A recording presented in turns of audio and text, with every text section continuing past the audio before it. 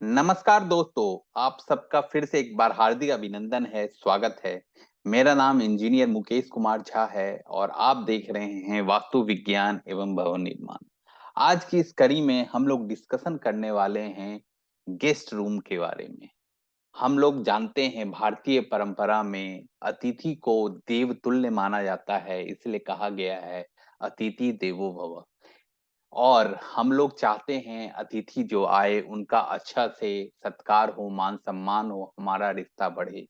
लेकिन अगर बहुत ज़्यादा दिन तक अतिथि हमारे घर पे रह जाते हैं, तो वो भी एक परेशानी का कारण हो सकता है। इसलिए वास्तु के हिसाब से अतिथि का, गेस्ट का रूम कहाँ होना चाहिए, उस पर आज हम लोग डिस्कशन करने वाले हैं। तो चलिए वीडियो शुरू करते हैं। हम लोग सबसे पहले देखते हैं कि अतिथि का कमरा होना कहाँ चाहिए। विकल्प नंबर 1 है। मान लिया ये हमारा कंस्ट्रक्शन है जिसमें ऊपर उत्तर है, नीचे दक्षिण है, राइट हैंड पर पूरब है और लेफ्ट हैंड पर पश्चिम है। तो उत्तर और पश्चिम का ये जो कॉर्नर है, ये बहुत ही अच्छा माना जाता है अतिथियों के लिए, मेहमानों के लिए। यहाँ पर बड़े, छोटे, बुजुर्ग, बच्चे सभी अतिथि रिश्तेदार रह सकते हैं। ये चूँकि चंद्रमा का स्थान है, जिसके कारण यहाँ रहने से मेहमानों का घर के सदस्यों के साथ अच्छा यादगार समय बीतता है और स्नेह बढ़ता है। वायु तत्व होने के कारण यहाँ अतिथि अच्छा समय बिताकर समय पर चले जाते हैं। बहुत ज़्यादा दिनों तक घर में नहीं रहते हैं, जिससे क्या होता है कि उनके साथ लॉन्ग टर्म रिलेशन एक बना रहता है। तो ये विकल्प नंबर 1 था। मान लिया जाए हमारे घर में ये विकल्प नहीं है, तो हम लोग दूसरा विकल्प 2 देख लेते हैं। उसी घर में, उसी कंस्ट्रक्शन में दक्षिण पूर्व का ये जो कॉर्नर है, ये भी दूसरा विकल्प हो सकता है हमारे घर में। चूँकि ये शुक्र ग्रह वीनस का स्थान है, जिसके कारण यहाँ बेटी-दामाद या फिर यंग कपल का अतिथि रूम बना सकते हैं। जिनकी उम्र ज़्यादा है, जैसे हमारे माता-पिता, हम अकेले रहते हैं और माता-पिता हमारे साथ में नहीं रहते हैं। माता-पिता कभी-कभी हमारे यहाँ रहने आते हैं, तो वो भी देवतुल्य हैं। उनको यहाँ नहीं रुकवाना चाहिए क्योंकि ये अग्नि कॉर्नर है और यहाँ रुकवाने से उनको थोड़ी-सी चिड़चिड़ापन हो सकता है। अग्नि तत्व होने के कारण यहाँ ज़्यादा समय तक मेहमान रह नहीं सकते हैं और समय पर चले जाते हैं। तो अतिथि के लिए जो बहुत दिनों तक हमारे यहाँ रुक गए हैं और उनको हमको समय पर विदा करना है, तो अग्निकोण यानी कि दक्षिण-पूर्व का स्थान बहुत ही अच्छा माना जाता है। अगर बेटी-दामाद हैं, उनके लिए तो ये अच्छा माना ही जाएगा। मान लिया जाए ये भी विकल्प हमारे पास अवेलेबल नहीं है, तो हम लोग एक और विकल्प 3 देख लेते हैं उसी कंस्ट्रक्शन में। उत्तर-पूर्व का कॉर्नर, जैसा कि हम लोग जानते हैं ये देवताओं का स्थान है। यहाँ सबसे ज़्यादा उत्तर से आने वाली मैग्नेटिक एनर्जी और पूरब से आने वाली जो है काइनेटिक एनर्जी, सूर्य देव की जो एनर्जी है, बहुत अच्छी सोलर एनर्जी बहुत अच्छी मिलती है।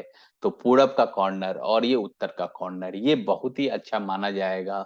विकल्प 3 है ये हमारे लिए। लेकिन यहाँ ध्यान रखना है हम लोगों को, चूँकि ये ईशान कॉर्नर के नज़दीक है, तो यहाँ शौचालय नहीं होना चाहिए।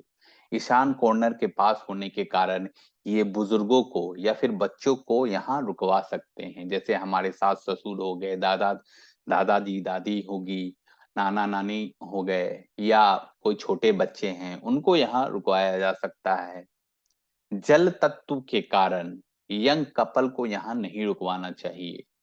चूँकि ये जल तत्व भी है और मैग्नेटिक एनर्जी बहुत ज़्यादा जनरेट होती है, तो यहाँ हम यंग कपल को रुकवाने से उनमें शारीरिक प्रॉब्लम हो सकता है, खासकर लड़कियों में। यहाँ अतिथि अच्छा समय बिताकर समय पर चले जाते हैं, तो ये भी विकल्प बहुत ही अच्छा है। तो हम लोगों ने देखा कि अतिथि का कमरा कहाँ होना चाहिए। अब हम लोग देख लेते हैं कि अतिथि का कमरा कहाँ नहीं होना चाहिए, उसी कंस्ट्रक्शन में। चूँकि दक्षिण-पश्चिम ये पृथ्वी का स्थान है, भारी तत्व है, पश्चिम भी भारी तत्व है और दक्षिण भी भारी तत्व है। ये नैऋत्य कोण के नज़दीक में है, इसीलिए दक्षिण पश्चिम में अतिथि का कमरा नहीं होना चाहिए। पृथ्वी तत्व होने के कारण यहाँ मेहमान में स्थिरता आने लगती है। ना चाहते हुए भी वो बहुत लंबे समय तक रुकते हैं, घर के काम में इंटरफेयर करते हैं, हस्तक्षेप करते हैं, जिसके वजह से घर वालों और मेहमानों में वाद विवाद बढ़ता है और रिश्ता खराब भी होने का अंदेशा रहता है। तो यहाँ रुकवाने से अतिथि बहुत दिनों तक आपके घर में रुके रहेंगे और उनमें एक टेंडेंसी आ जाएगा कि वो अपने आप को उस घर का मालिक समझने लगेंगे। तो हमेशा हमें कोशिश करना चाहिए कि इस कॉर्नर में अतिथि को नहीं रुकवाना चाहिए। अब हम लोग देख लेते हैं कि अतिथि के कमरे का रंग क्या होना चाहिए। मैंने सदैव कहा है, ये कंस्ट्रक्शन है, तो पंच तत्व जो क्षिति, जल, पावक, गगन, समीरा का जो पंच तत्व है, उसके अनुसार आप कमरे का जो है कलर रख सकते हैं। मान लिया जाए उत्तर पश्चिम का कमरा है, यहाँ पंच तत्व है वायु, और वायु का कलर होता है सफेद, तो उत्तर और पश्चिम के कॉर्नर को आप सफेद कर सकते हैं। लेकिन फिर भी आप चाहते हैं कि कुछ अलग रंग वास्तु करें, तो आप सफेद के अलावा पीला, हल्का हरा, हल्का नीला रख सकते हैं, क्योंकि ये मैंने ये सदैव कहा है, ये सबसे उत्तम रंग है दीवारों के लिए, क्योंकि ये सारे कलर नेचुरल कलर हैं। हल्का हरा रंग रखने से सकारात्मक विचार आती है। खासकर अगर दक्षिण पूर्व में, जैसा कि मैंने कहा है, अग्नि का स्थान है, वहां पर हल्का हरा रंग रखने से वास्तु दोष निवारण हो जाता है। पर्दा, बेडशीट का भी रंग आप वास्तु के अनुसार रख सकते हैं। क्या नहीं करना चाहिए, ये भी हम लोग को ध्यान देना चाहिए। डार्क कलर, काला कलर या लाल रंग ना करें अतिथि रूम में। हर जगह एक सा रंग ना करें, दीवारों, छतों, पर्दा, बेडशीट का रंग अलग अलग रखें, तो ये बहुत अच्छा माना जाता है। अब हम लोग देख लेते हैं कि अतिथि के कमरे का मुख्य वास्तु टिप्स क्या होना चाहिए। अतिथि रूम भी बाकी सभी रूम की तरह ही हो, इसको बंद करके नहीं रखना चाहिए। कभी कभी क्या होता है कि हम लोग एक रूम अलग से बना देते हैं, उसको बंद करके रखते हैं, तो ऐसा नहीं करना चाहिए, बहुत बड़ा वास्तु दोष हो जाएगा। अगर कमरे में टीवी है, हीटर है, कंप्यूटर है, तो कोशिश करें कि दक्षिण पूर्व में रखें। बेड कमरे में दक्षिण पश्चिम में रखें। सोते समय सिर दक्षिण होना चाहिए। रीडिंग टेबल जो है उत्तर पश्चिम यानी कि वायव्य कोण में लगाएं। अलमारी, किताब स्टोरेज दक्षिण पश्चिम दीवार से लगी होनी चाहिए। हंस की एक बड़ी तस्वीर आप लगा सकते हैं।